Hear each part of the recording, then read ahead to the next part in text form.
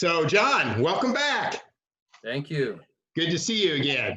And so, last time we talked, we were talking about your career, what you do for a living. If you would, can you give us a brief version of what you do? Sure. I am a linguist translator with Wycliffe Bible Translators, and overseas, that organization is called SIL International, and I work with two people groups who, until just a few years ago, didn't have any writing system, and we're doing Bible translation into those two people groups' languages. And in case you don't know, this is where John works. And it's more than a 20-minute commute, right? Just a bit, yeah. Except for technology. Oh, by the way, here's a picture of a commute. This is 10.5-hour layover, right? Yeah. Before a 15-hour flight. That's right. And that's after a, 4-hour flight? I don't know. 6-hour flight, yeah. Oh, okay. I don't know how you do it. And by the way, for those of you that want to get acquainted with John, there's John and Stephanie. And oh, John, go from left to right. Okay. We have David and Savannah and my wife Stephanie. And there's the ugliest guy in the family. And then we have Sophia. And then Isaiah, who's surprised. I love that face. I love this picture. And then I wanted to ask you too, Savannah, what age was she when you got to Tanzania, and what age is she now? Yeah, she was 8. Wow. Yeah, I think 8 when we got to Tanzania. And she's now, she was 9, I guess, because she's now 13. Wow. And that's been, good luck with a 13-year-old girl. She provides unique perspective in the house. You are so good with your language. Maybe that's why you're a linguist. I have 3 daughters and 1 son, and unique perspective is not necessarily a term that I would use. But maybe confront what the old man says at age 12 and now at age 32. So, hey, let me ask you this, because people want to know. I personally want to know, and your job is not easy. The way I understand it, 26 steps involved in getting one verse translated properly. One verse, everybody. Just remember that. One verse, 26 steps. But let's talk a moment about the technology used to be effective. And let's go from the low to the high, or the high to the low, because, wow, John, I followed your blogs and your emails. It's as though it's fascinating. Go ahead, please. Yeah, well, I could start from the days when we were just building the foundations of the alphabet. I would go with a backpack, and the backpack would have a Zoom camera in it with a microphone that I could attach. And then I would ask the guys to tell me stories in their mother tongue. And then I would capture those stories with them using the microphone, me using the camera. Then I would upload it to my computer and use all sorts of software to break down scientifically by sound waves what sounds they were making as they were pronouncing the words of their language. And then... Now, hey, John, I just want to interject, because I don't know if we said it at the beginning. You're in a country where you're taking a spoken language only. That's right. Yeah, I'm in Tanzania. And so you're, and people can, I just needed to say that because people maybe don't relate to that, and that's spoken only. Yeah, so Swahili is the national language. It's not, the regional languages are varied and diverse, 120 plus different regional languages. Wow. And so if you want to be part of the in-group, or you want somebody to see you as not an outsider government official, you need to communicate in their regional language or their tribal language. One of 120 different languages. Yeah. Wow. If you communicate in Swahili, you are signaling that you're an outsider, and then you get pushed to the fringes, Yes, right. So once back to the recording the language, we parse out the sounds that are made in the language, and then we figure out which of those sounds distinguish meaning. And then we give those symbols. And that's how you come up with an alphabet. Well, so, yeah, go ahead. For example, the very little I know is that when you're speaking Chinese or Japanese, the same letter or the same sound changes its meaning dramatically whether you end with a high voice or a low voice. Am I close to correct? That's tone, and that is part of the spoken languages that we're dealing with in Tanzania have tone. That's a next step. Wow. To understanding the tone. For us, I can give you an example. In English, the word pit and the word spit, they both have a P in there, right? Correct. But those are two different sounds. But your ear doesn't hear it because you've always been attuned to English. The P in spit is different than the in pit. Okay. But in English, those two sounds don't differentiate meaning. But in Thai, they do. So you have to have two different symbols in Thai for those two P sounds in the Thai language. And so if this is a second or third language to you, and you're reading it, you say it out loud with the wrong tone, you could say pit instead of spit. Yeah, I mean, you say all sorts of wrong things, yeah. Wow, okay. That gets a little complicated, but then once we've got the alphabet set up, the primary tool we use for translation is called paratext. And this tool, we type out the additions of the verses or the versions before testing, and then we come back in after testing and we make corrections, and then this system uploads it all to the internet, to the cloud basically, and then we have all of our versions saved, and in that you can also access the Greek, you can access Swahili Bibles for those verses, you can access other regional languages that already have Bible translations that may be more similar to this language that we're translating into. So there are huge amounts of tools in this one paratext piece of software that we use. So when you go to the nationals for confirmation and you maybe call that step different, use a different name, you're going to them with a written language on a language that previously was only spoken. That's right. Yeah. Wow. Okay. And using a lot of technology there, and it just dawned on me too. I know that you spent, in addition to a college degree and advanced degree, you spent months and months just learning this niche, right? Yeah. Yeah. Well, I'm been in school during your career. Yeah, defending my thesis for my second master's next week on Wednesday.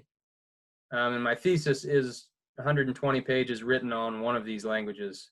It's the first description that's ever been put out for this language, a linguistic description. So I'm kind of excited about that.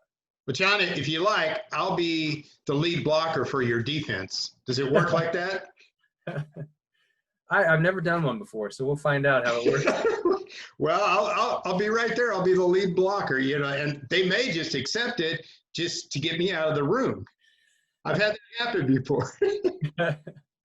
That'd be great, as long as they accept it. Good, yeah. So, wow, good luck with that too. So, thank you. Yeah. So back to the paratext. Once we get a version that we want to take out and test in the villages, then we do sort of your old school. We print it out. Okay. We make 20 copies on printer paper, and then we take them out to the village and we pass out. We have organized reading groups from community members that want to be a part, that are some kind of leaders. We get women, we get men, we get older people, younger people, a nice right. spectrum, and then we give them the scriptures in their hand, and then we read it aloud. And so if they are familiar with reading Swahili, they can pick up reading their mother tongue fairly quickly, usually, because it uses the Roman characters like Swahili does. Okay. And if they don't read and they're illiterate, they'll just listen. It's primarily an oral culture. So people have incredible memories. Wow. Incredible memories. Blows me away. Wow.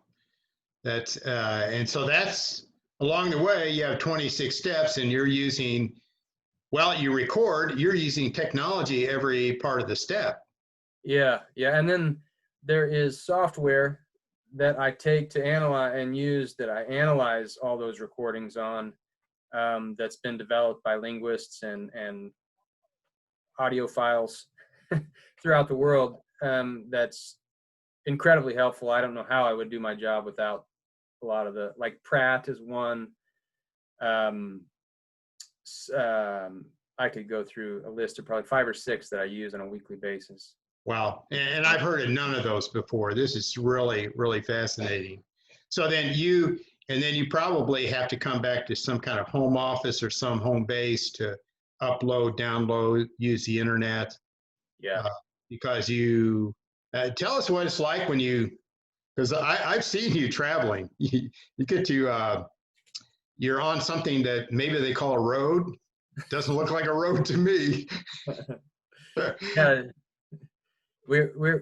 These folks don't have a written language for a reason. They're out of the way.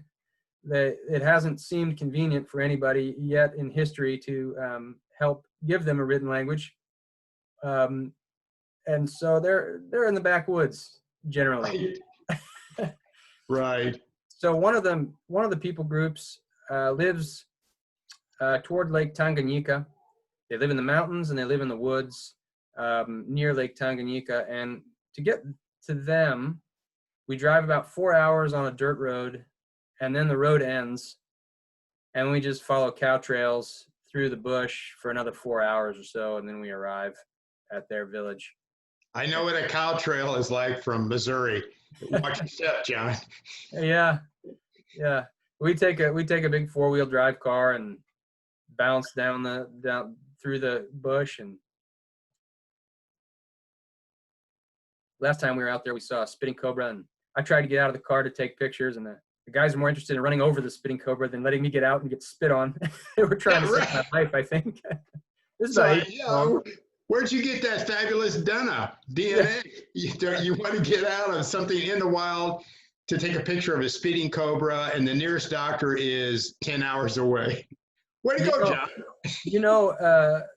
People that go to Tanzania and then want to go out into the bush and put these languages into writing aren't generally your in the box, real safety seeker kind of people. I don't think you are at all. I think I fit that mold. Well, and I think, by the way, when we publish this, don't share this with your mom and dad. Your dad would not want to hear that about the spitting cobra. Oh my goodness. Does he know about that? I'm sure I've told him. Oh, okay. All right. Does Stephanie know about it? Your wife? Yeah, she knows. She knows pretty well the extent of my lunacy. Yeah, Stephanie's. Good for you. You're a real guy. It's been almost 20 years she's been married to me, so there's not much she doesn't know about me. Wow.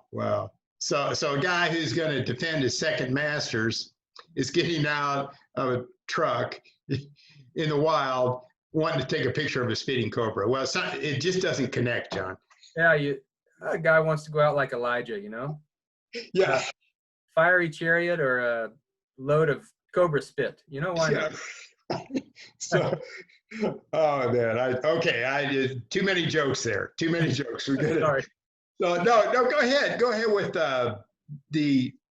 the range of technology and lack of technology. Yeah. And so while we're out in the village doing the readings, we're simply taking notes by hand with a pencil and paper, writing on the text as we ask them. We have a range of questions that we have printed out and come up with, and we just go through each question one by one. And as we get responses from the people, we document everything they say as best we can in note form. so that we can go back to the office and then have a debrief and figure out what we need to do with the information we've gathered. So, and this is one of 26 steps, and you call this a test? What do you call this? Yeah, we call it a community test. Okay, and then after this, you take the feedback and you probably have another community test or Well, some kind of it? Then we go and we sit down and we decide what to do with the information that we've gathered.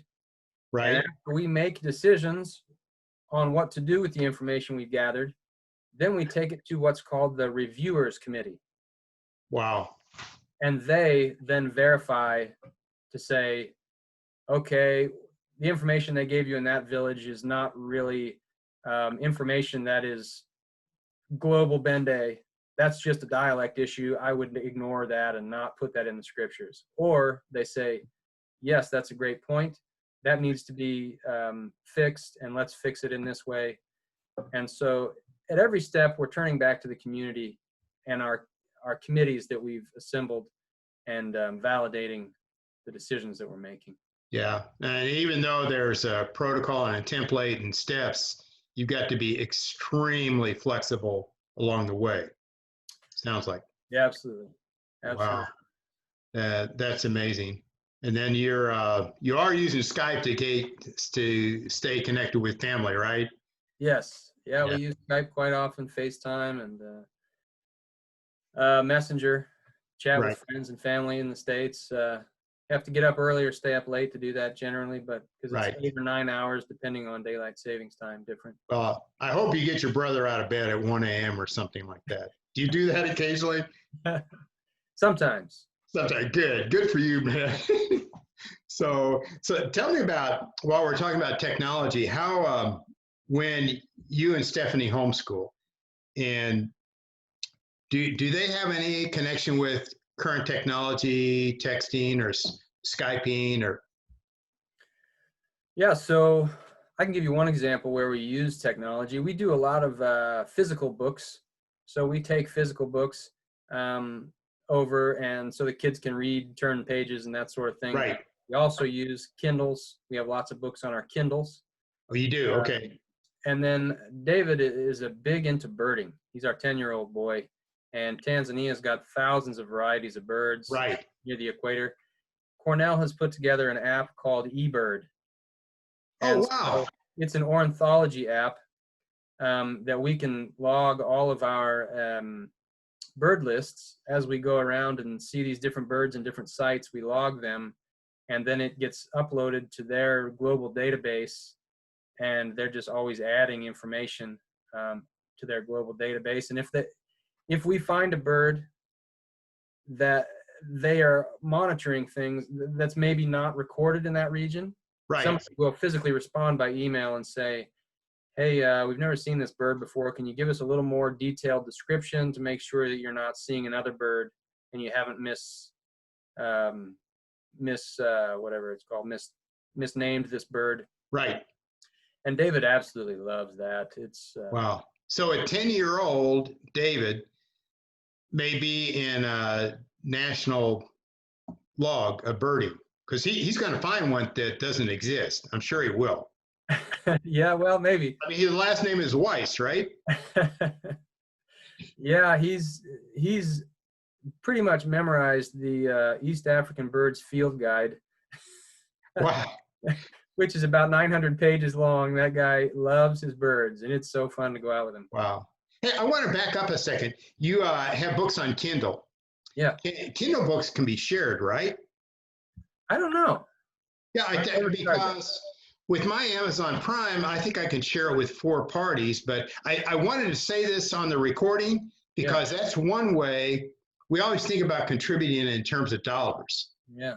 But and of course, I'm going to let the listeners investigate that, but if Kindle books can be shared, that's something that people could do for you.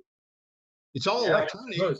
Yeah, that'd be fantastic. I mean, that would be great because at one time, I think I remember Kindle could be shared with 4 or 5 people.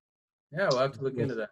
Yeah. And while we're talking about that, check the show notes below so you can connect with John and Stephanie and his family and I'll put a link there to the blog as well as the .org link, which is where you could contribute money. But go ahead, John.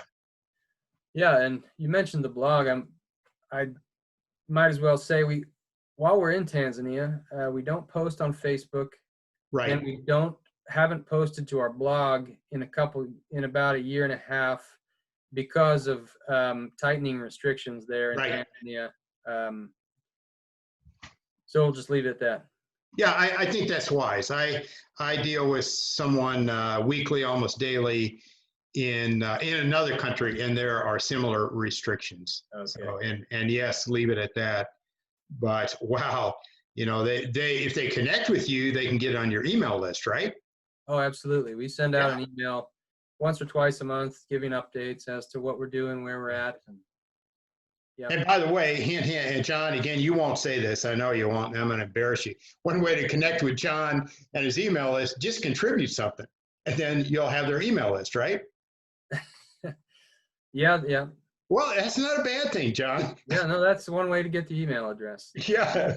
So, but I mean, this is just so fascinating. We'll have to have a conversation with Stephanie too, your wife, at a later date to find out about homeschooling. And of course, we should probably involve some of her students as well. I'm sure they have something. They would have something to say, wouldn't they? Yeah, they'll have unique perspectives as well. Oh gosh. So so 26 steps. Sometimes you're using high tech. Sometimes you're using what people would call low tech, like get in a car, drive 4 hours, and step on spitting cobras to get to the village. Absolutely. Wide spectrum. I mean, People, we'll go the hiking. people group is what you call it. People group, right? Yeah, we call them a people group. They call themselves tribes. Tribes, okay. But they don't speak English, so they don't say tribe. They say kabila, which is a Bantu African language word. But in English, it seems that tribe is not looked upon favorably, so we say people groups. Okay, yeah, right. Tribe can be somewhat condescending with some people. Yeah, Okay. Well, in the internet world, we use it quite a bit because tribe means like that's my boys, that's my group. Okay. It's just like when you're playing soccer, those are my guys, right? Yeah. Yeah. I mean, that's how I view that term. But John, anything else you'd like to share about the high tech, the low tech, the ecstasy and the agony? Yeah, it's pretty cool the way the world works these days. Well, I'll go to villages where there's no running water. I have to go down to the river to get a bucket of water to shower. And there's no electricity. So when it's dark, it's so dark that the stars are your guide to walk down the path. But my cell phone gives me signal, and I can use Skype and call people because of the way they've strategically organized cell phone towers throughout the nation of Tanzania. Oh, is that right? That surprises me. Yeah. I can use my cell phone until it dies. And then I don't have electricity to recharge. Well, I know, but you need to get a solar charger, right? Yeah, I have one of those, yeah. Okay, I was going to say you just, so you could take a picture of the spitting viper with the solar charger right by the side and make a great Facebook post. You got it. That's what we do. You don't want to take me on one of your trips because, man, I'll want to take a selfie with that spitting cobra. You and me both. But get one picture, just one. Yeah. The last one. There's some serious danger to the wildlife and the way these people live. I mean, when I went to a village one time, Tanzanians are generally afraid of dogs, and I got to the village, there were dogs everywhere, and I said, well, why are you guys not so afraid of dogs? I thought you guys would, get rid of these things. And they said, well, we're more afraid of lions. Oh. These dogs keep the lions out of the village. So there's a priority list of fear, I guess. Yeah, well, and I guess that's where we got the expression that a dog is a man's best friend. Yeah. Because he keeps away the lions. Hey, John, we're having too much fun. We'll probably have to cut this short here, but we'll do this again.